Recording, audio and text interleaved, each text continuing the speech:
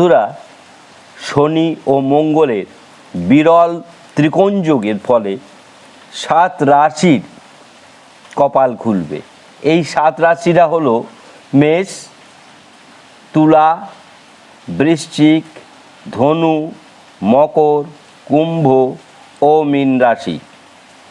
কি উপকার হবে, কি প্রাপ্তি ঘটবে? অর্থপ্রাপ্তি ঘটবে, কর্মপ্রাপ্তি ঘটবে, শিক্ষায় উন্নতি হবে এবং বিবাহ সমস্যা দূর হবে। আপনারা কি করবেন?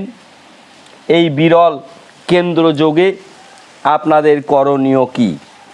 প্রত্যেক দিন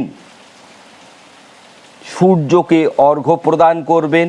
1, 2 মঙ্গলবার নিরামিষ আহার খাবেন, 3 শনিবার নিরামিষ আহার খাবেন এবং শনিদেবের প্রিয় জিনিস নীল অপরাজিতা ফুল, তার মালা শনিদেবকে সন্ধেবেলায় 7টা থেকে 8টার মধ্যে পরাবেন।